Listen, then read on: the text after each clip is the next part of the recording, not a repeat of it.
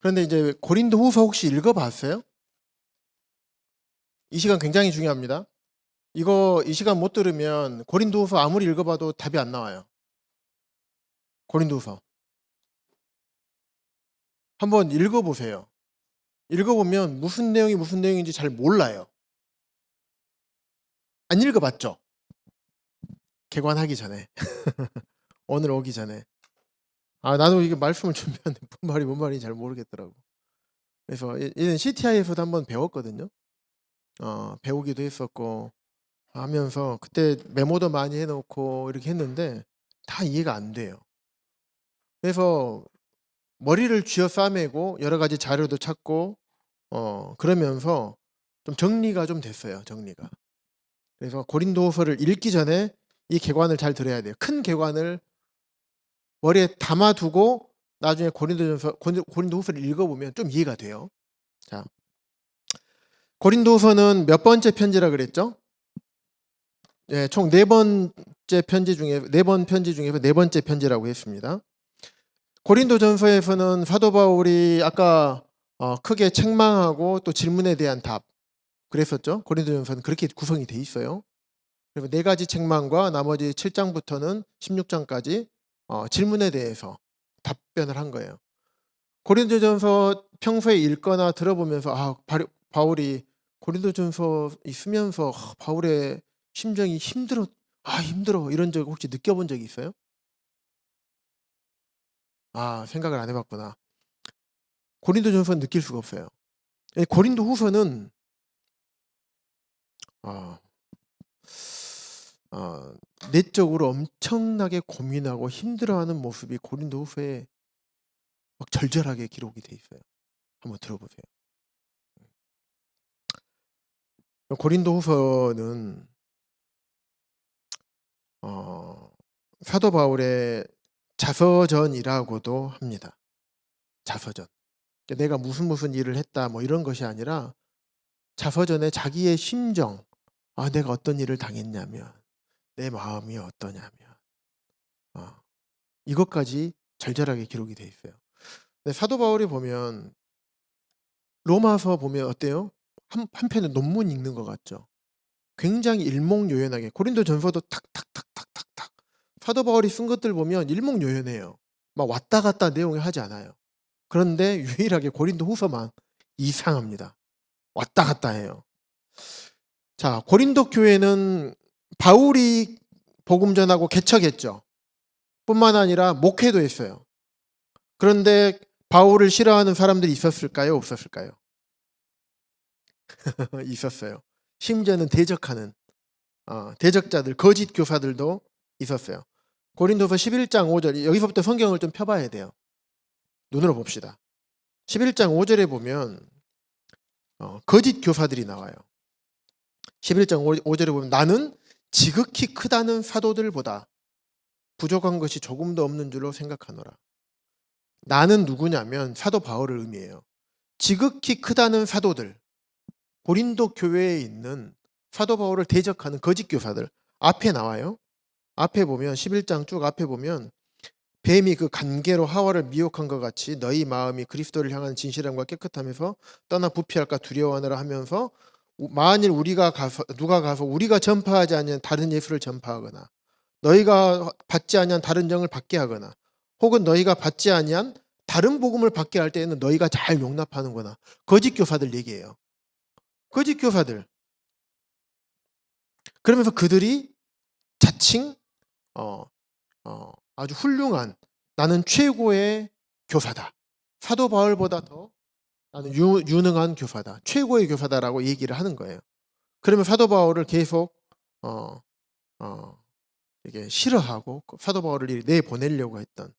그래서 고린도 교회가 그런 거짓 교사들을 중심으로 해서 많은 성도들이 사도 바울을 대적하고 있었던 거예요. 그런데 그 소식들이 계속 뒤로 들린 거예요. 사도 바울의 귀로 들리고 서신으로 들리고 그러면서 바울에 대한 뒷담화가 들려요. 오늘도 이번에 집회 기간 동안에 뒷담화 전문 용어 나왔죠. 뒷담화가 들려. 변덕스러워. 사도 바울이 온다고 했다가 안 오더라. 저 사도 바울 좀 변덕스러워 가지고 말이야.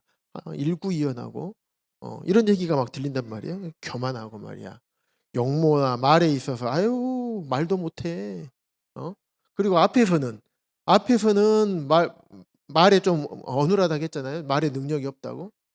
앞에서는 힘든 얘기 하지도 못하면서 편지로는 그냥 신랄하게 막 잘못을 지적해 놓고 사도 바울 저 앞에서는 그러고 막 편지로는 뒤에서는 이러고 이야 저 사람 못 되겠다. 그래서 정직하지도 못하다.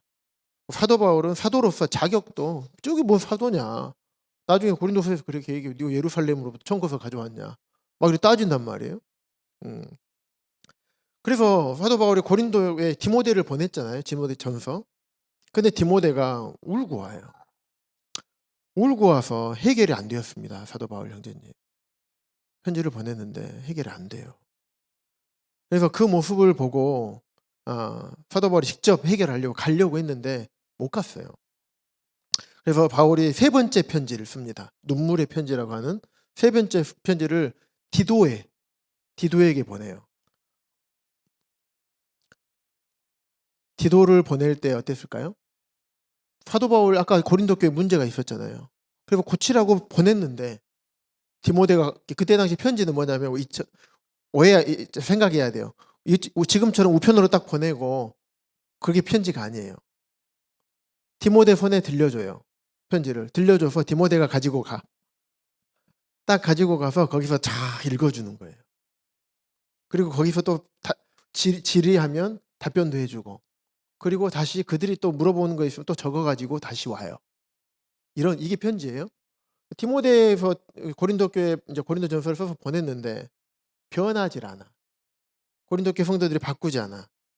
그래서 갔다 와서 바울 형제님 변하지가 않아요. 아무리 편지를 써도 이들이 움직이질 않습니다. 왜냐하면 사도 바울을 욕하고 막 이렇게 했잖아요. 대적하고.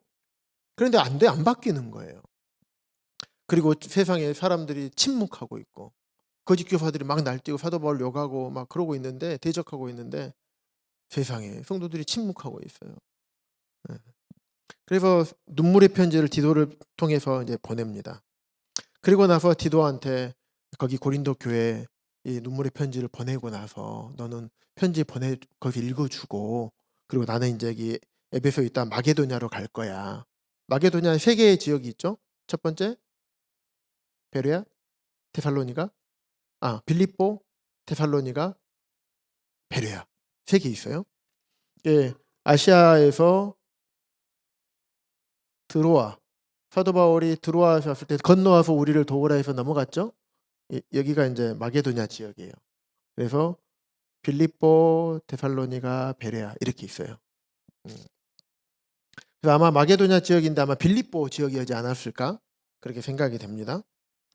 그래서 마게도냐에서 이제 사도 바울이 에베소에 있다가 마게도냐로 갔어요. 마게도냐로 갔는데 디도를 만나기로 했잖아요. 디도한테 고린도로 가서 편지 쓰고 또 받아가지고 와라 소식 들고 와라 해서 만나기로 했는데 아무리 기다려도 디도가 안 와요.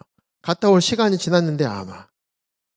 그래서 아유 마음에 근심이 됐어요. 고린도 성도들 나를 그렇게 대적하고 디모데를 통해서 편지를 보냈는데도 불구하고 막 생각해 보세요. 디모데는 사도 바울의 신실한 동역자였죠. 믿음의 아들이에요. 아들을 보냈어. 그런데 막 대적하는 사람들이 막 이렇게 하니까 디모데가 오자마자 사도 바울이 뭐부터 봤을 것 같아요? 우리 디모데 안 다쳤나? 근데 다치진 않았어. 그건 좋은 소식이 아니에요. 디도를 보내요. 디도 보낼 때 사도 바울의 마음이 어땠을까요? 혹시 가서 죽진 않을까? 물론 디모데는 성격이 좀 뭐랄까 온유하고 약간 좀 내성적이었던 것 같아요. 그 디도서 보면 디도는 좀 더 강인했어요. 섬 사람들도 견딜 수 있는. 그래서 디도서 1장에 보면 사도 바울이 내가 디도를 그레데에 떨어뜨려서 각 성의 장로들을 세우려 하미리. 각 성의 장로들을 세우기 위해서 디도를 떨어뜨려놔. 그레데라는 섬에. 섬 사람 나 섬 출신. 아니 유나자매는 온순한데. 근데 보통 섬 출신들이 죄송합니다. 다 그러진 않는 것 같아요. 근데 일반적으로 섬 사람들이 좀 억센 것이 좀 우리나라 섬 사람들은 아닌 것으로 그레데 섬 사람들은 굉장히 억셌어요. 그래서 그 성에 장로들을 세우려고 하는데 디모데 보내면 안 돼. 그래서 디도, 강인한 디도를 보냈어. 그래도 사도 바울은 강인한 디도를 고린도에 보냈는데 계속 바울을 대적하고 그런 사람들이다 보니까 이제 걱정했죠. 왜 혹시 보냈는데 혹시 죽었을까? 왜 이렇게 안 와? 안 올 애가 아닌데? 아주 강인한 애인데 안 오니까 더 걱정되는 거예요. 갔다가 이쪽으로 오다가 혹시 또 뭔 일이 당했나? 걱정을 해요. 그래서 계속 마게도냐 지역에서 기다리고 있는 거예요. 그런데 나중에 디도가 돌아와서 또 이제 이 빌립보 지역에서 사도 바울이 여러 가지 어려움이 있었던 것 같아요. 좀 이따 설명해 줄게요. 그래서 근심하고 있는데 디도가 딱 돌아와 가지고 바울 형제님, 세상에 고린도 교회 성도들이 회개를 했습니다. 사도 바울 형제님께서 써주신 것들 보고 음행하는 자들을 치리했고 파가 나뉘어져 있는 사람들을 이렇게 했고 거짓 교사들이 사도 바울 형제님을 막 욕하고 일구이연한다, 뭐 교만하다, 말도 못하고 앞에서는 말하고 말 못하면서 뒤에서는 막 편지를 막 이렇게 쓰고 사람이 이렇게 하던 사람들, 사도 바울 가르쳐준 복음이 그게 아니다 막 하면서 대적했던 이 사람들이 이렇게 함에도 불구하고 사람들이 입을 닫고 있었다는 말은 무슨 내용이에요? 반대한다. 그 사람들 당신들 말 아니야라고 얘기하는 사람들이 아니면 암묵적 동의를 하는 사람들이에요? 암묵적 동의를 하는 사람들. 그 사람들이 이제는 입을 열기 시작했습니다. 거짓 교사들이 잘못됐다라고 얘기를 하고 이제는 마음을 돌이켰습니다. 이런 소식을 가지고 이제 옵니다. 그래서 바울은 회개한 바울 다른 고린도 교회 성도들에게 감사하고 또 반항하는 소수들, 나중에 고린도서 맨 마지막 장에 보면 내가 너 가면 너희들 혼날 줄 알아 이러고 끝내거든요. 그래서 그들에게 경고도 합니다. 그리고 자신을 사도로 부르신, 왜냐하면 사도권도 의심하는 사람들이 있었기 때문에, 그래서 부르심에 대해 변호하기 위해서 이제 고린도 후서를 쓴 거예요.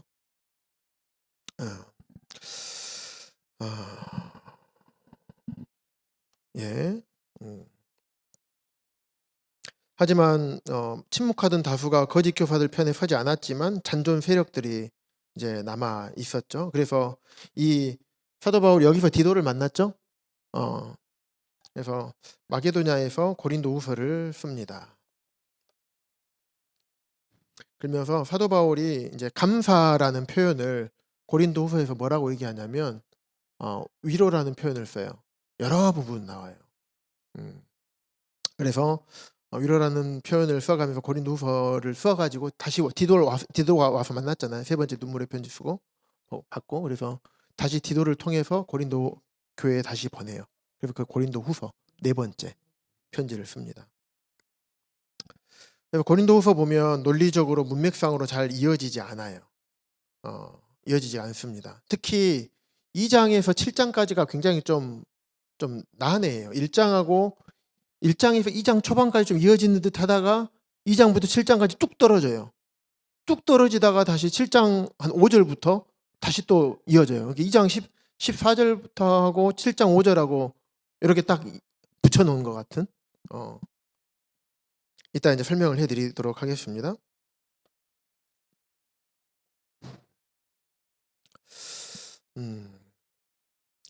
그 다음에 2장부터 7장 초반까지는 이렇게 되고, 그 다음 나중에 8장부터 9장. 그래서 이렇게 고린도 후서는 1장부터 7장까지 한 덩어리, 8장 9장 연보, 그다음 마지막 사도권. 크게 세 덩어리로 좀 보시면 됩니다. 그러면서 이제 고린도 후서를 앞에 쭉 한번 보도록 하겠습니다. 3장에 보시면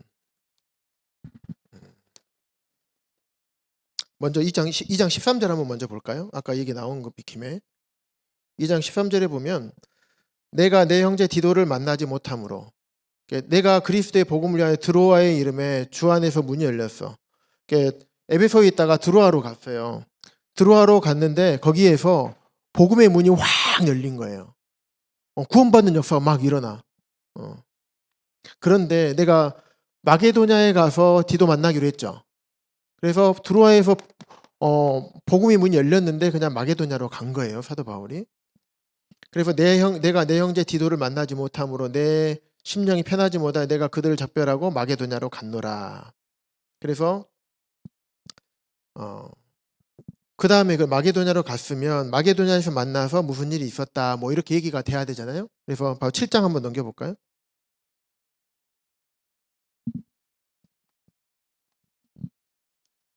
여기 2장 여기에다 13절 손을 놓으시고 7장 한번 읽어봐요.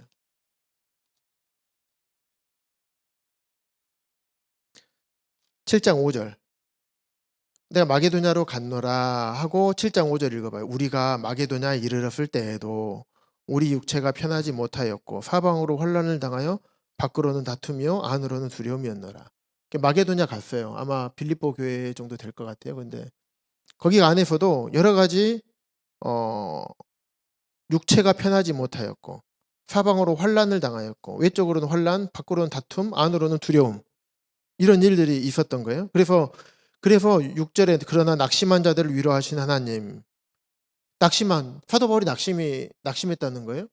낙심한 자들을 위로했다는 거예요. 하나님께서. 뭘로? 디도가 옴으로 우리를 위로하였다. 그래서 그가 온 것뿐만 아니라 오직 그가 너희에게서 받은 그 위로로 위로해 줬다. 고린도 교회 성도들이 회개했다. 아까 얘기했던 그 내용이에요. 그러니까 2장 13절에서 마게도냐로 갔고 7장 5절로 넘어와야 돼요.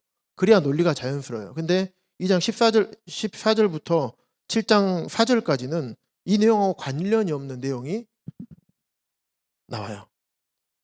2장 14절부터 7장 4절까지. 이게 사도 바울이 자기 심정을 이야기해 놓은 거예요. 그러면 사도 바울에게 고린도 성도들이 그런 얘기를 많이 했던 거예요. 그는 베드로처럼 12사도가 아니다. 그런데 나의 사도됨은 사도 바울 얘기해 고린도 교회가 열매로서 증언한다. 내가 너희를 복음으로 낳았고 내가 너희를 가르쳤다. 너희들이 증인 아니냐. 근데 무슨 나에 대해서 그렇게 얘기하느냐. 나중에 아까 얘기했죠. 아볼로처럼 말도 뛰어나지 않아. 말에 힘이 없고 뛰어나지 않다. 사도 바울이 하나님의 나라는 말에 있지 않고 능력이 있다. 이렇게 얘기하는 거고요. 3장에 보면 예루살렘께 추천장 받은 적이 없다. 그런데 사도 바울이 나의 추천장은 우리가 다시 자천하기를 시작하겠느냐. 우리가 어찌 3장 1절에 보면 사람처럼 추천서를 너희에게 붙이거나 혹은 너희에게 받거나 할 필요가 있느냐. 너희가 우리의 편지다. 무사람이 알고 읽는 바라. 나의 추천장 하나님에서 비롯된 것이다. 하나님께서 나에게 너희들에게 복음 전하라고 했고 가르쳤다. 그게 바로 추천장이다. 너희가 나의 추천장이다. 나중에 이제 그런 얘기를 해요. 아까 연보 얘기했었죠. 그는 자격이 없기 때문에 왜냐하면 사도 바울이 그랬잖아요. 나는 고린도 교회 너희들을 걱정하지 않기 위해서 내가 그냥 자비량한 거다. 그런데 고린도 성도들은 능력도 없으니까 달라고도 못하지. 자격이 없으니까 당연히 사례비 받을 수도 주라고 얘기도 못하는 거 아니야? 그러기 때문에 자기가 자비량하는 거지. 이렇게 뒤에서 얘기를 하는 거예요. 근데 사도 바울은 성도들을 사랑하기 때문에 성도들 부담 가질 수 있으니까 성도들을 사랑하기에 오히려 내가 일을 해서 내가 물질을 사용한 것이다. 사랑으로 했는데 그게 문제가 되느냐. 그러면서 나중에 얘기하잖아요. 사례비 받아가는 사람들은 칭찬해 주고 내가 돈 벌어서 너희를 섬겼는데 그것이 문제가 되느냐. 또 그가 고린도 성도들이 이렇게 얘기합니다. 하나님이 보내신 사도라면 그렇게 고통스러운 삶. 사도 바울이 고통스러운 삶이 6장과 11장에 절절하게 기록이 돼 있어요. 우리 잘 알죠? 11장에 내가 수고를 넘치게 하고 옥에 갇히기도 하고 더 많이 매맞고 막 나오잖아요. 예. 아니 당신이 하나님이 보내신 사도라면 그렇게 사역하면 안 되지 않느냐. 하나님 보호해 주시고 해줘야 되지 않겠냐. 그런데 사도 바울은 오히려 고난받는 것이 내게 자랑이다. 나는 나의 고난보다 오히려 교회를 위한 염려가 나는 더 큰 교회를 염려하는 것이 내게 더 큰 고통이다. 내가 이런 신의 위험과 몇 번 죽을 뻔한 거, 태장 맞는 거 이런 것이 나한테 고통이 아니라 교회를 위해 걱정하는 게 내 고통이다. 이게 사도 바울의 마음이었던 거예요. 이런 마음으로 2장부터 7장까지 사도 바울이 자기의 마음을 쓰고 있는 겁니다.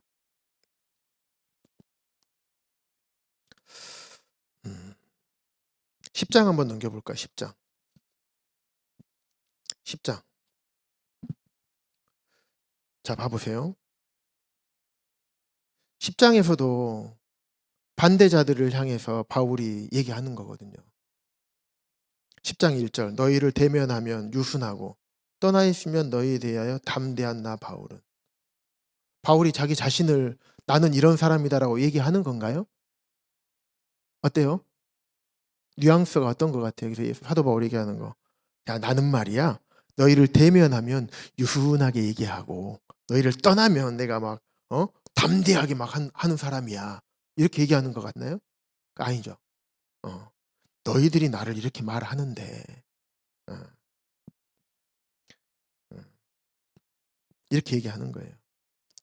야, 사도 바울 앞에서는 유순원도 하고 하면서 뒤에서는 막 편지로는 막 사정없이 막 써버리고 겉과 속이 다르네. 이렇게 얘기하는 거 사도 바울. 3절에서 6절 가보세요. 우리가 육신으로 행하나 육신에 따라 싸우지 아니하느니. 바울은 육신의 욕망을 따라서 사는 사람이야. 그런 평가를 받고 살았던 거예요. 또 7절 한번 봐볼까요? 너희는 외모만 본도다. 만일 사람이 자기가 그리스도에 속한 줄을 믿을진대. 자기가 그리스도에게 속한 것 같이 우리도 그러한 줄 자기 속으로 생각할 것이라. 사도 바울의 겉모습만 보고 판단하고 자기들만 그리스도에게 속하고 바울은 아니라고 얘기하는 거예요. 8절에 보면 주께서 주신 권세. 그냥 갑자기 권세 얘기가 나오는 거예요. 갑자기 권세 얘기가. 뭐냐면 사도 바울은 그 고린도 교회 성도들이 이런 얘기를 하는 거예요. 바울은 권위주의자다. 하나님께 권위를 받았다고 하면서 자기 마음대로 권위를 남용한다. 그런데 바울은 얘기해요. 그래, 나 권위 사용했다. 그런데 이 권위를 사용한 이유는 교회를 세우기 위해서 내가 권위를 사용한 거지. 내 개인의 어떤 목적을 위해 사용하지 않았다. 라고 얘기하는 거예요.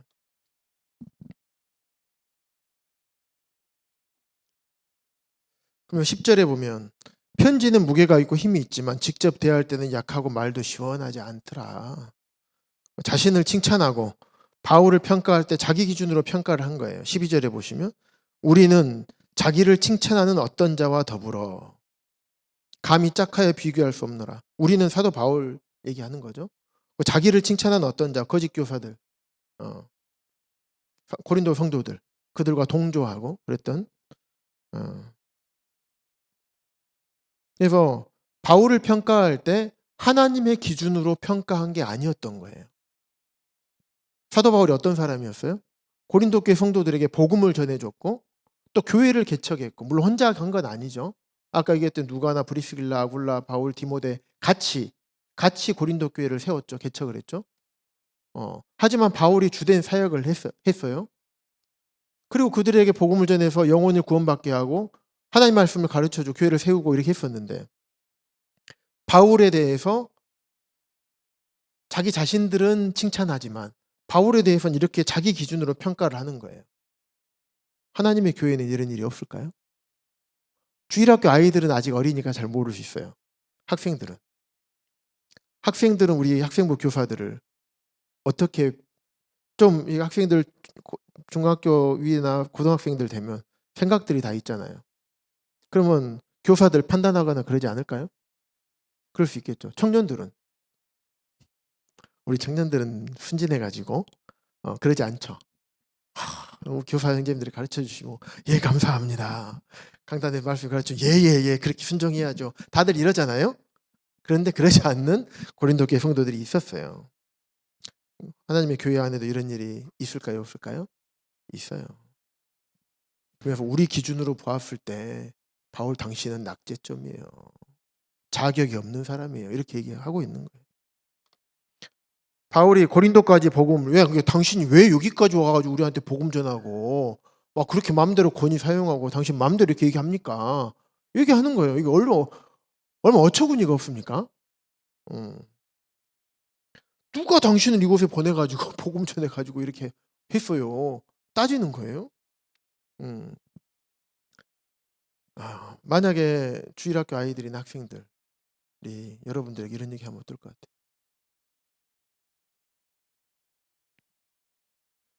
어. 이런 말 듣고 사역할 수 있을까요? 어. 바울의 이 심정을 알아야 돼요. 바울이 이런 취급을 당했어요. 그래서 2장 14 절부터 7장 4 절까지 자기 사도권에 대한 변호하고 내가 어떤 사람이고 내가 어떤 마음을 가지고 있고 당신들이 이런 생각을 하고 나한테 이런 얘기를 많이 하고 내가 다 듣고 있는데 그게 아니다.'라는 것을 구구절절하게 얘기하고 있는 거예요. 바울이 우리가 지금 보니까 사도 바울이 대단한 분 같죠. 엘리야는 어때요? 엘리야는 죽음을 봤어요, 안 봤어요? 어. 엘리야는 근데 성경이 뭐라고 하나? 우리와 성정이 같은 사람. 사도 바울은요? 사도 바울도 성정이 같은 사람이에요. 이런 얘기 들으면 마음이 힘들어요. 어. 근심하고 염려받고 마음의 상처도 받아요.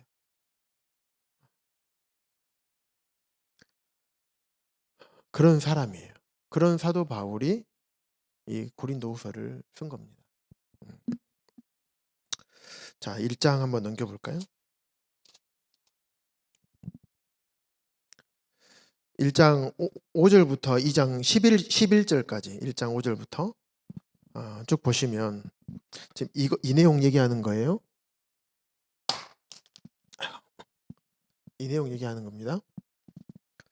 쭉 얘기할게요. 1장 12 절부터 7장 4 절까지 쭉 나오는데 바울의 마음을 좀 살펴봅시다. 음. 어 1장 5 절부터 보면 "그리스도의 고난이 우리에게 넘친 것 같이 우리가 받는 위로도 그리스도로 말미암아 넘친다." 하면서 어 쭉 얘기해요. 어 그래서 왜 물어보지 않았는데도 사도 바울이 쭉 얘기를 11 절까지 얘기를 합니다. 그래서 아니 온다고 했는데도 "왜 안 왔어요?" 이렇게 물어보는 것 같아요. 그러니 사도 바울이 거기에 대해서 "너희에게 아픔을 주지 않으려고 했다." 왜냐하면 고린도전서 썼는데 안 바뀌었잖아요. 어 안 바뀌었다고 디모데가 왔잖아요. 어 그래서 사도 바울이 갈라 그랬어요. 그런데 가려고 했는데 어때요? 화났을 때 우리 부부 싸움 할 때 어때요? 아 미안합니다. 이게 화났을 때 아내랑 뭐 얘기하잖아요. 그러면 대판 싸워요. 그런데 화나더라도 한번 참고 나중에 얘기하면 좀 나아요. 애들 말 안 들으면요. 딱 보고 말 안 듣는 거 바로 보이잖아요. 확 올라와요. 그럴 때 화 인제 가서 얘기하면 반 죽어요. 그런데 물 한 모금 마시고 마음을 차분하게 가르치고 가라앉히고 좀 있다 시간을 좀 두고 나면 조곤조곤 이야기할 수 있어요. 그런 것처럼 사도 바울이 고린도 교회 안 바뀌니까 디모데를 고린도전서 보내 가지고 디모데가 읽어 줬는데 안 바뀐 거예요. 안 바뀌니까 사도 바울이 확 열이 받은 거예요. 가려고 했는데 안 간 거예요. "왜 안 갔냐? 간다고 해 놓고 왜 안 갔냐? 화났을 때 가면 너희들 힘들까 봐. 그래서 안 갔다." 음. 그러면서 "내가 그때 가서 용서하려고 했는데 어 가서 용서하지 못했던 이 사람들을 용서해 줘라." 그 범죄했던 사람들이 있었죠. 고린도전서 5 장에 썼죠. 어쨌든 범죄했던 형제들을 용서해라. 그러면 2장 13 절에 12절 13 절 "내가 그리스도의 복음을 위하여 드로아의 이름에 주 안에서 문이 내게 열렸으며 어 내가 내 형제 디도를 만나지 못함으로 내 심령이 편하지 못하여 그들을 작별하고 마게도냐로 갔노라." 드로아에서 왜 갔냐면 갑자기 이 얘기를 하는 거예요, 이 얘기를. 물어보지 않았잖아요. 고린도 성도들이 물어보지 않았어요. 어. 그런데 왜 계획을 변경해서 왜 내가 방문하지 않았는지를 사도 바울이 쓰고 어 사도 바울이 쓰고 그다음에 또 갑자기 들어와 얘기하는 거예요. 사도 바울 생각에 고린도 성도들이 여러 가지를 나에 대해서 사도 바울이 여러 가지 바울에 대한 얘기를 많이 들었다고 했잖아요. 바울이 이런 사람이다, 저런 사람이다, 저런 사람이다. 하도 많은 얘기를 하니까 사도 바울 입장에서는 고린도 성도들이 내가 이렇게 움직이는 거 이것도 부담스러워할 것이다. 오해할 것이다 생각을 해서 예상되는 질문에 대한 답변을 한 거예요. 예를 들면 이런 거예요. 어느 지역교회 충청도 지역이에요. 어느 지역교회 형제님이 교회 차를 전임 사역 하시는 형제님이셔요. 쉽게 얘기하면 목사님, 저 같은 목사님. 그런데 교회 차를 운행을 해요. 운행을 하는데 성도님들 모셔다 드리고 이제 가다가 아들이 학교에서 데려다 달라고 한 거예요. 집으로. 그래서 가는 길에 들려서 아들을 태우고 집에 갔어요. 그런데 가다가 사고가 났어. 고라니가 튀어나와 가지고. 그러면 어 개인적인 목적으로 운행하다가 사고 난 거라고 봐야 될까요? 아니면 교회적인 일을 하다가 운행하다 사고 난 걸로 봐야 될까요? 그런데도 그러면 이것을 교회적으로 처리해야 될까요? 아니면 개인적으로 목사님 사비로 해야 될까요?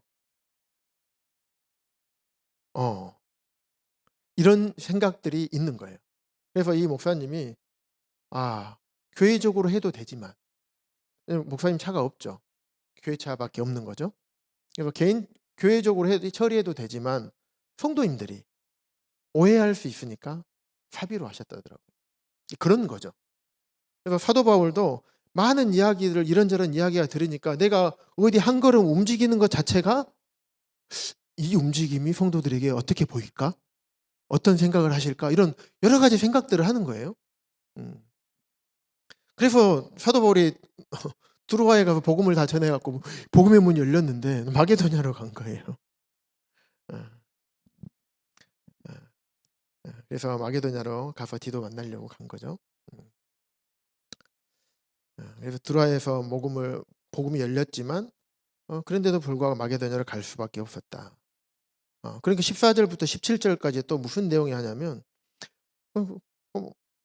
항상 우리를 그리스도 안에서 이기게 하시고 우리로 말미암아 각처에서 그리스도라는 냄새를 나타내신 하나님께 감사하노라. 그러니까 우리가 복음을 전해 가지고 이걸 통해서 구원받게 하고 구원의 향기, 그리스도의 향기를 드러내게 하는 거 감사하다. 그러면서 우리는 구원받은 자들에게나 망하는 자들에게 하나님 앞에서 그리스도의 향기다. 이 사람에게는 사망으로부터 사망에 이르는 냄새, 저 사람에게는 생명으로부터 생명으로 이르는 냄새라. 누가 이 일을 감당하리요. 그러면서 복음 전하는 것이 사명인데 근데 왜 두로아가 복음의 문이 열렸는데 왜 마게도냐로 갔어? 그 사도 바울이 얘기하는 맞아. 감사하게도 주님께서 나를 이렇게 놀라운 그리스도의 향기를 드러낼 수 있도록 해 주셨어. 이 일은 아무나 할 수 있는 것이 아니야. 그러면서 3장 1절에 갑자기 3장 1절에서 우리가 다시 자천하기를 시작하겠느냐. 이 얘기하다가 또 자천에 대한 얘기를 나온 거예요. 사도권에 대한. 그럼 나는 우리가 다시 자천하기를 시작하겠느냐. 우리가 어떤 사람처럼 추천서, 청거서, 증명서 같은 세례 증명서 같은 뭐 이런 너희에게 붙이거나 혹은 너희에게 받거나 할 필요가 있겠느냐. 갑자기 이런 얘기 한 게 왜 그랬을까요? 너 사도 자격 있어? 이렇게 또 얘기할 거. 왜냐면 당신이 그렇게 막 옮겨다니고 복음의 문이 열렸는데 이렇게 가버렸잖아. 너 사도 자격이 있어? 그러니까 하나님이 부르셨고 너희가 그 열매 아니냐. 그러니까는 그러면 6절부터 11절까지도 보면 당신을 뭔 일로 불렀는데 네가 뭐 당신이 복음의 일꾼이야. 하나님 어떻게 불렀어? 6절에 그가 또한 우리를 새 언약의 일꾼 되게 만족하게 하셨다. 율법 전문으로 하지 않고 오직 영으로 했다. 그러면 12절부터 보면 새 언약이 뭐냐고? 12절 우리가 이 같은 소망이 있다. 새 언약은 구원의 복음이다. 그러면서 모세는 우리가 다 수건을 벗은 얼굴 거울을 보는 것 같이 주의 영광을 보매 그와 같은 형상으로 변화하여 영광이 이르니 모세들이 수건을 덮어줬잖아요. 이렇게 덮어줬잖아요. 그런데 우리는 수건을 벗은 얼굴로 주님을 보게 된다. 그래서 모세가 가졌던 영광보다 더 큰 영광인 것이다. 새 언약은. 음. 그러면서 복음이 뭐냐? 그 복음이 뭐냐? 4장에서 나와요. 6절.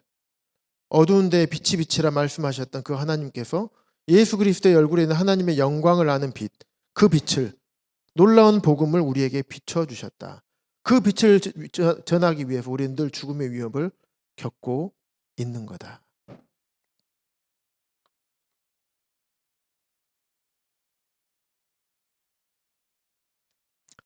그런 내용들을 계속 얘기를 하는 거예요.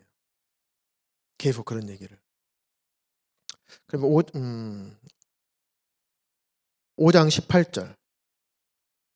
5장 18절 쭉 넘어가서 5장 18절 모든 것이 하나님께로 났으며 그가 그리스도로 말미암아 우리와 자기를 화목하게 하시고 또 우리에게 화목하게 하는 직분을 주셨다. 그러면서 그 위에 4장 16절부터 5장 17절까지 보면 영원한 집, 그 소망을 얘기를 하는 거예요. 사도 바울이. 그러면서 내가 도대체 당신이 고린도 성도들이 뭔 일을 했길래 사도 바울 굉장히 무시했잖아요. 뭔 일을 했길래 상 받을 거 생각하느냐.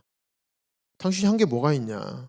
얘기하니까 아니다. 나는 나를 위해서 내가 복음 전하고 양육하고 가르치고 그렇게 한 것이 아니라 그리스도의 사랑이 동기가 돼서 하나님께 화목하는 직분을 내가 받아가지고 너희들이 하나님과 멀어져 있고 죄악된 길에 있으니까 내가 복음을 전해줬고 하나님과 가까이 하게 되고 그래서 내가 너희를 위해서 복음 전할 뿐만 아니라 하나님 말씀을 가르쳤던 것이다.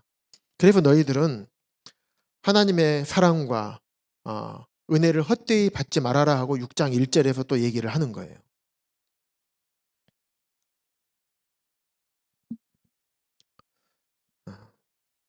그러면서 6장 11절에 보시면 6장을 쭉 건너뛰어서 11절에 보시면 고린도인들이여 너희를 향하여 우리의 입이 열리고 우리의 마음이 넓어졌으니 6장 10절까지 사도 바울이 내가 이런 수고를 했다 얘기하는 거예요. 1차적으로 6장하고 11장 두 군데서 내가 어떤 고난을 당했는지 얘기하는 거거든요. 6장에 보면 매맞음, 난동, 환난, 궁핍, 고난, 수고로움, 자지 못함, 먹지 못함 이런 일을 당했어요. 어, 내가 그렇게 일을 당했다. 그러면서 11절에서 고린도인들이여 너희를 향하여 우리의 입이 열리고 우리의 마음이 넓어졌다. 사도 바울이 더 이상 얘기를 안 하는 거예요. 11장에 있는 것처럼 막 얘기를 안 하고 그냥 멈췄어요. 내가 어떤 고난을 당했는지 얘기 안 하고 멈추고 11절에서 고린도인들이여 내가 고린도 성도들 너희들에게 마음을 넓혔다. 처음에 가서 혼쭐을 내주려고 했는데 내가 안 간 이유가 성질 났을 때 가면 진짜 혼나고 더 어려워질 수 있으니까 너희들 낙심하고 실족할 수 있는데 나 그래서 안 간 거다. 그래서 내가 너희들 이런 생각할 것들이 많이 있지만 그래서 내가 거기에 대해서 답변을 해주지만 더 많이 할 수도 있지만은 내가 이제 여기서 그만 멈출란다. 그래서 내가 화가 났었다. 하지만 너희들에 대해서 내가 마음을 넓혀주겠다. 그러니까 너희들도 나에 대해서 마음 좀 넓혀주라. 그래서 고린도인들이여 너희를 향하여 우리의 입이 열리고 우리의 마음이 넓어졌으니 너희가 우리 안에서 좁아진 것이 아니라 오직 너희 심정에서 좁아진 것이다. 그래서 내가 자녀에게 말하듯 하노니 부모가 자녀에게 말하는 것처럼 고린도전서 4장 15절에 1만 스승은 있으니 아비는 많지 아니하다 그랬잖아요. 내가 복음으로 너희를 낳았다 그랬어요. 아비의 심정이었던 거예요. 사도 바울은. 아버지 심정으로 자식들이 나한테 그렇게 하니까 화가 났었어. 그래서 막 가서 확 해버리려고 했는데 그렇게 하면 떨어져 나갈 것 같고 더 안 좋고 그래서 안 간 거예요. 그런데 그래서 안 간 건데 또 왜 안 왔냐 온다고 해놓고 왜 안 오냐 막 이런 얘기들이 들릴 것 같으니까 사도 바울이 이런 얘기를 구구절절 쓴 거예요. 그러면서 내가 아비의 마음으로 음, 어, 너희들이 그렇게 하더라도 내가 다 받아주겠다. 너희들도 마음을 좀 넓혀줬으면 좋겠다. 음. 그러면서 14절에 보면 우리 결혼에 대해서 얘기할 때 이 내용 말씀 많이 하죠. 그래서 너희는 믿지 않는 자와 멍에를 함께 하지 말라. 의와 불법이 어찌 함께하면 빛과 어둠이 어찌 함께 사귀며 쭉 나오잖아요. 문맥상으로 볼 때는 이제 1차적인 의미가 어쩌면 그런 거짓 교사들과 그런 다른 복음 얘기하고 가르치고 이런 자들과 사귀지 마라. 이렇게 말로 해석해 볼 수가 있습니다. 그래서 믿지 않는 자들과 함께 동역하지 말아라. 그리고 마음을 넓혀 우리를 영접해라. 우리를 거절하지 말아라. 우리는 사나 죽으나 우리들은 한 몸이다. 그럼 음, 너희를 생각하면 나는 환난 가운데서도 위로와 기쁨이 된다. 음. 7장 5절에 보면 우리가 마게도냐 이르렀을 때 그래서 우리가 디도가 오므로 우리를 위로했다. 그래서 어떤 것을 위로했는지 이제 쭉 얘기해 줄게 하면서 쭉 얘기를 하는 거예요. 자, 여기서 사도 바울의 마음을 한번 생각해 봅시다. 여러분에 대해서 여러분들이 사역을 해요. 그런데 여러분들에게 이런 얘기를 막 하면 그들을 내 사랑하는 자녀들아, 사랑하는 형제들아 이렇게 얘기할 수 있을까요? 유림참이 목소리 내서 소리 내서 얘기해 버렸어. 어렵죠, 그러니까. 어, 에잇 하고 다 내가 뭐한데 진짜 쫄쫄 굶어가면서 충분히 받을 수 있는 내 권리가 있는데 이런 소위 입에 망을 씌우지 마라 그랬잖아요. 내가 너희들에게 복음을 전해줬는데 복음을 전하는 자는 복음으로 말미암아 살리라고 했기 때문에 복음 전해줬으면 당연히 받을 권리가 있는 건데 그럼에도 불구하고 내가 그러지 않고 너희들 염려할까봐 너희들 수고할까봐 너희들 마음 어려워질까봐 고린도 교회 성도들은 돈 얘기만 하면 힘들어했거든요. 다 오해했어요. 심지어는 사도 바울 당신 어 당신이 돈 받으려고 우리한테 연보 얘기하는 거 아니야? 예루살렘 교회 연보 얘기하고 있는데 그리고 오해한단 말이에요. 혹 심지어는 당신 우리가 연보 줬는데 어? 예루살렘 교회로 쓴 것이 아니라 당신 혼자 헌금 유용한 거 아니야? 그리고 꼬불 쳐놓은 거 아니야? 아, 미안합니다. 전문 용어가 나왔네요. 몰래 감춰놓은 거 아니야? 자, 이런 일이 현대 우리 교회에 있을까요, 없을까요? 실제로 제가 최근에 어떤 분으로부터 얘기 들은 적이 있어요. 음, 교회에서 어떤 분에게 은퇴하시는 분이세요? 은퇴하는 분에게 이 똑같은 얘기를 한 거예요. 재산이 있습니까? 은퇴하실 때 재산이 있습니까? 부모님으로부터 물려받은 것이 혹시 없습니까? 그리고 어떤 계기로 하나님께서 물질을 허락해 주셔가지고 자녀가 아직 결혼 안 했거든요. 근데 자녀가 이제 결혼을 해야 되니까 이제 그것을 비축하는 차원에서 어, 어, 어, 조그만한 집을 하나 사놨어요. 근데 그 돈이 어디서 났냐? 부모님이 돌아가실 때 이제 전국에 조의금 받은 이게 꽤 들어왔던 것 같아요. 그래서 이걸로 조그만한 집을 하나 사놨던 게 있어요. 비싸지 않아요. 어, 1억이 안 돼요. 근데 그 돈을 사놓은 거 있는데 혹시 우리가 모르는 재산이 없습니까? 모든 재산을 다 물어보더래요. 혹시 그거 말고 더 없습니까? 이렇게.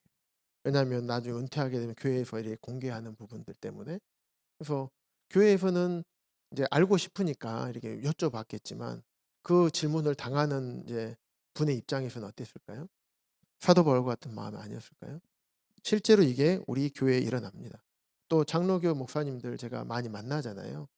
만나보면 어, 목회는 다 그렇게 하는 것 같아요. 예. 우리나라의 한국의 교회에 어, 여러분들이 알고 있는 목사님들 잘 먹고 참 잘 지원받고 편하게 좀 경제적으로 걱정하지 않고 사례비 잘 넉넉하게 받고 품위 유지비, 차량 운행비, 그리고 매월 사례비, 그리고 가정의 부식비, 전기세, 각종 공과금, 아이들 자녀들 학자금까지, 결혼하면 결혼자금까지. 그리고 은퇴하면 매월 은퇴한 심우한 연수에 따라서 몇십 20 년 이상인가 심우하게 되면 노회에서 얼마씩 연금이 나와요. 또 그만두실 때 정년하실 때 전별금이라는 게 있거든요. 그게 노회법에 정해져 있어요. 거기에다 플러스 알파 해 가지고 요구하시기도 하거든요, 목사님들이. 그렇게 받는 목사님들이 전국에 몇 퍼센트나 될까요? 교회 중에서. 그렇게 해줄 수 있는 교회가 5% 미만입니다.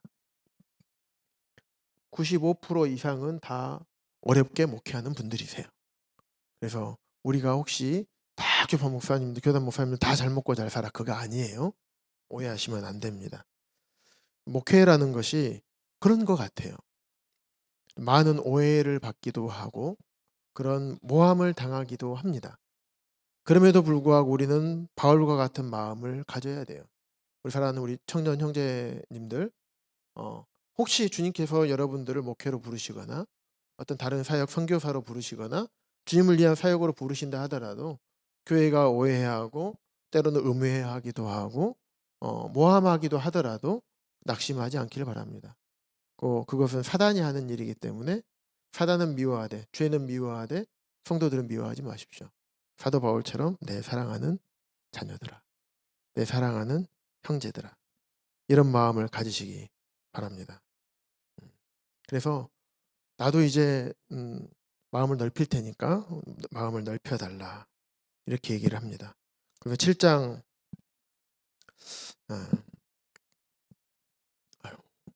거의 다 됐네요. 7장 5절부터 보면 5절에 우리가 마게도냐에 이르렀을 때, 마게도냐에 이르렀죠? 이랬을 때 육체가 편하지 못했고 사방으로 환난. 한번 7장 5절 보세요. 밖으로는 다툼, 안으로는 두려움이었다. 그러나 낙심한 자들을 위로하신 하나님. 낙심했던 거예요, 실제로 사도 바울도. 그래, 낙심한 자를 위로했던. 무엇이 바울을 위로해 줬습니까? 디도가 가져온 고린도 교회의 소식이었죠. 고린도 교회 성도들이 회개했습니다. 그리고 바울을 막 대적하고 이럴 때 침묵하고 있던 성도들이 드디어 입을 벌려서 바울은 그런 사람이 아니야, 바울을 변호해 줬습니다. 그런 내용을 하는 겁니다. 그래서 8절부터 16절까지 쭉 나와요. 그래서 바울의 편지에 대해서 고린도인들이 어떻게 반응을 했는가. 근심함으로 회개했다. 그 다음에 이제 또 다시 연보에 대한 이야기가 나옵니다. 그래서 너희들이 고린도 16장, 고린도전서 16장 연보에 대한 얘기를 했었죠. 예루살렘 교회 성도를 위해서 연보 얘기해라. 그래서 너희들이 준비한다 그랬거든요. 그 준비가 잘 되고 있는가? 1년 전에 너희들이 준비한다고 그랬는데 잘 되고 있는가? 하면서 이제 8장 1절부터 쭉 얘기를 하는 겁니다. 그래서 마게도냐인들이 극심한 가난 가운데서 식민지 가운데 있으면서도 그들이 연보를 준비했다. 어, 하나님의 은혜로 성도 섬기는 일에 그들도 마게도냐인들도 참여했다. 너희들도 한다고 했던 것처럼 이렇게 준비해야 되지 않겠느냐. 8장에서 이렇게 쭉 얘기를 하는 겁니다. 그리고 또 8장 16절에서부터 보면 좀 무슨 내용이 나오냐면, 사도 바울 고린도 성도들이 연보 얘기하면 예민하다 그랬잖아요. 그러니까 사도 바울 당신이 다 유용하는 거 아니야? 뭐 이런 얘기를 하니까 사도 바울이 내가 연보를 맡는 게 아니라 디도가 맡는 거야. 그리고 마게도냐에서 또 한 3명이 더 오는 거야. 그래서 디도하고 마게도냐 사람 성도들 이들에게 연보를 보낼 거야. 그리고 나중에 예루살렘으로 보낼 때 고린도 교회 성도들이랑 여러 지역 교회 성도들이 같이 해가지고, 왜냐면 연보가 많아요. 풍성한 연보라고 기록이 되거든요. 그래서 많은 연보를 가져가야 되니까 도적도 만날 수도 있고 어려움 당할 수 있잖아요. 그래서 많은 성도들이 그걸 함께 갈 거야. 그리고 나는 거기 연보에 관여하지 않는 거야, 라고 바울이 얘기를 합니다. 그러면서 9장 16절에 연보는 어떻게 마음으로 해야 되냐? 마음에 정한 대로 해라. 그리고 자원함으로 해라. 어.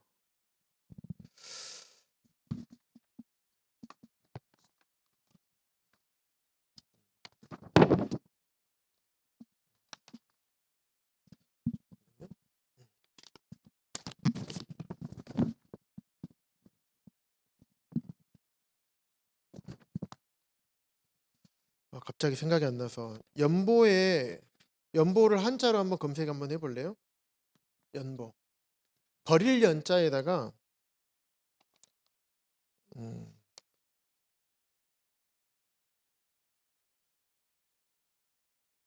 갑자기 생각이 안 나네요. 적어놓은 것 같긴 한데 한번 찾아보십시오. 빨리 찾은 사람 얘기를 해주세요.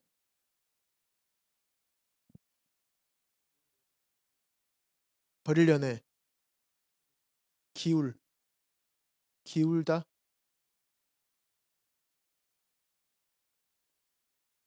다른 보자 다른 거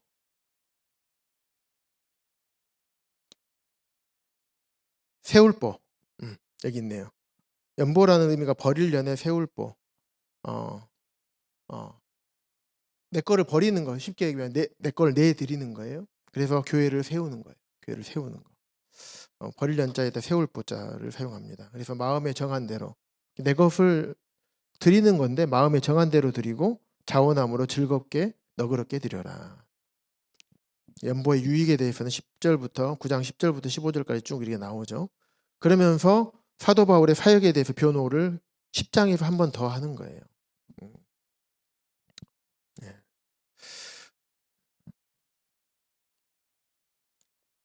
그러면서 아까 잠깐 얘기했죠.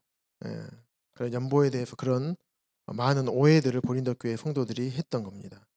그러면서 고린도서 10장에서 이제 쭉 얘기를 하는 거예요. 나게 사도직 변호를 다시 한번 합니다. 편지만 담대하냐? 아니다. 음. 그래서 내가 그리스도의 담대하다는 표현이 뭐냐면 어, 어, 함부로 얘기한다, 막말한다, 막 하고 싶은 말 쓴다 그런 게 아니라 사도 바울은 나도 그리스도의 온유와 관용으로 내가 1절하고 11절에 보면 내가 그리스도의 온유와 관용으로 친히 너희를 권하는 거다. 10절에서도 그의 편지들은 무게가 있고 힘이 있다. 이게 막 얘기한다. 하지만 11절에 쭉 그런 얘기를 하고 있는 겁니다. 그리스도의 온유와 관용으로 편지한다. 바울의 자랑 쭉 넘어가다가 10장에서 바울의 자랑 쭉 하고 11장 한번 볼까요? 아까 11장 5절에 그 내용 나왔었죠.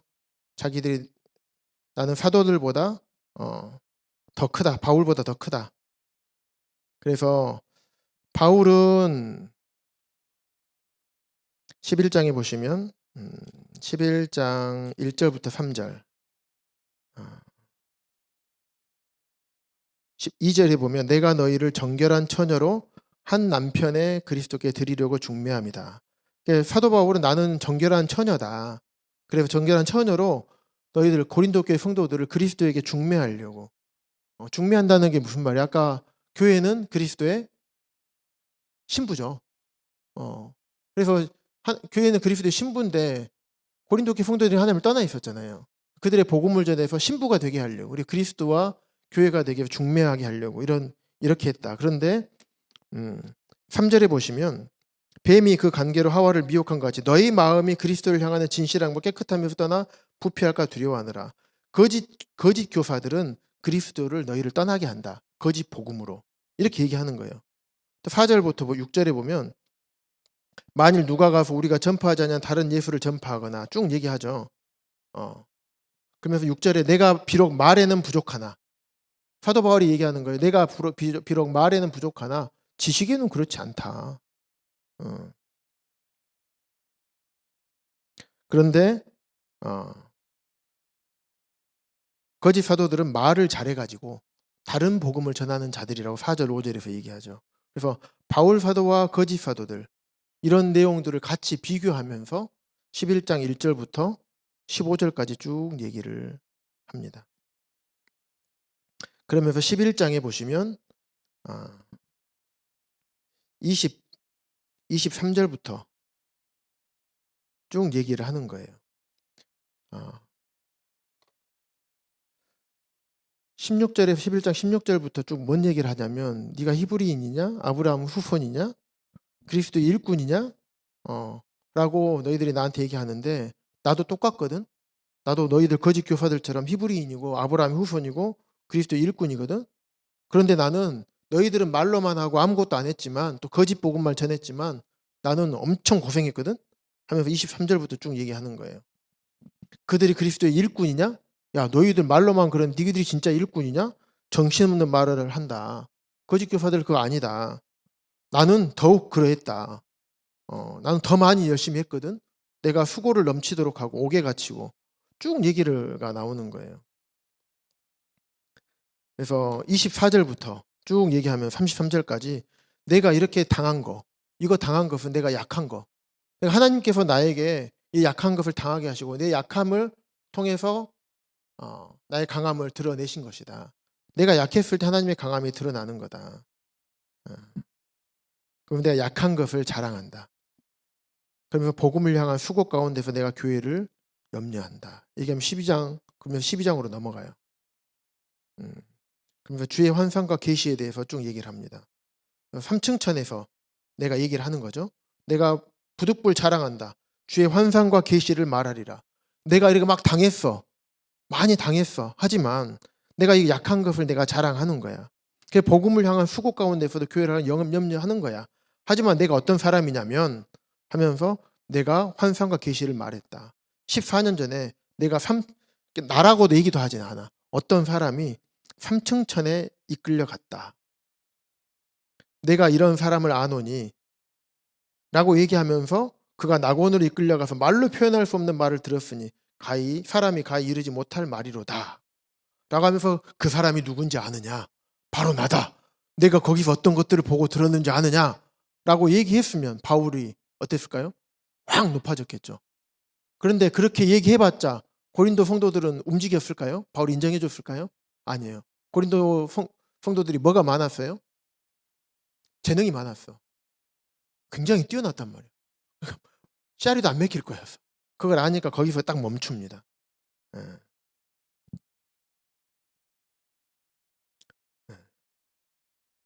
그러면서 5절에 내가 이런 사람을 위하여 자랑하겠으나 나를 위해서는 나 이런 사람을 위해서 자랑할 수 있지만 나 자신을 위해서는 약한 것들 외에 자랑하지 아니하리라.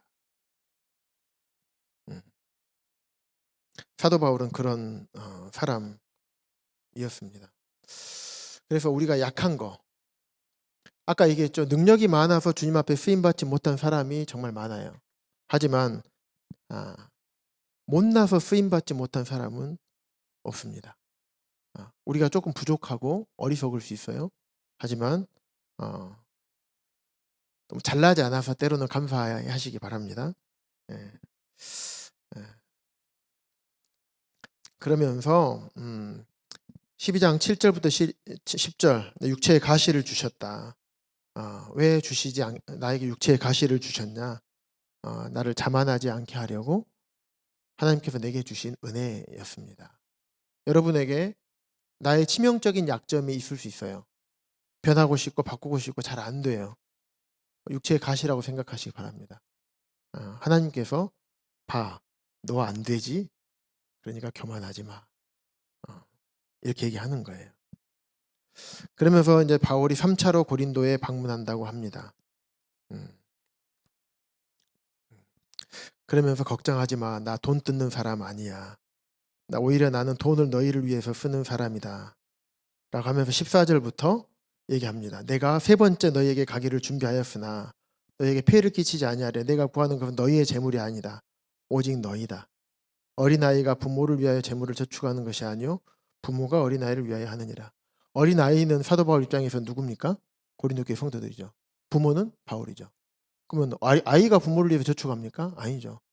부모가 아이를 위해 저축하는 거예요. 그래서 아비였던 바울이 고린도 교회 성도들을 위해서 저축하고 그들을 위해서 내가 고린도 교회에 받을 수 있는 권리, 사도의 권리, 일꾼의 권리, 공개받을 수 있는 권리를 놓는 거예요. 내가 그렇게 살았다. 그래서 재정적인 부담 갖지 말아라.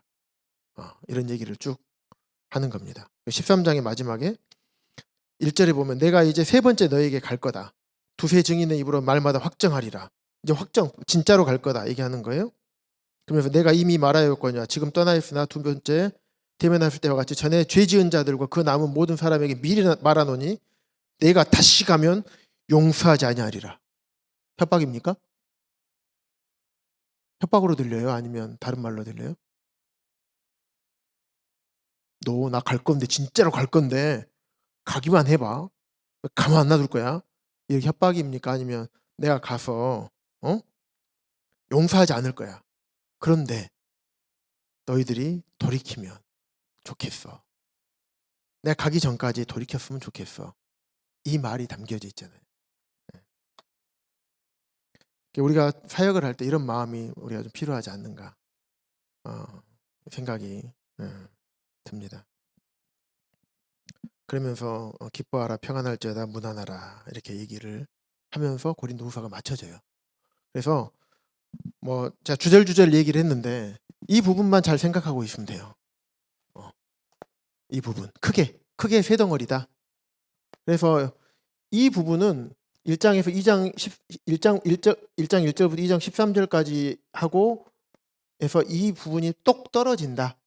사도 바울의 심정을 잘 기록해 놓은 거다. 그래서 2장 14절부터 2장 13절부터 2장 13절 7장 5절 이렇게 넘어가면 스토리가 딱 이어져요. 이렇게 넘어가면 스토리가 이어집니다. 그래서 그렇게 좀 보시면 참 좋아요. 나머지는 특별하게 어려운 내용은 없는 것 같은데 이 부분이 좀 어려운 것 같아요. 네, 이상으로 고린도후서 개요를 마치도록 하겠습니다. 막 정신없이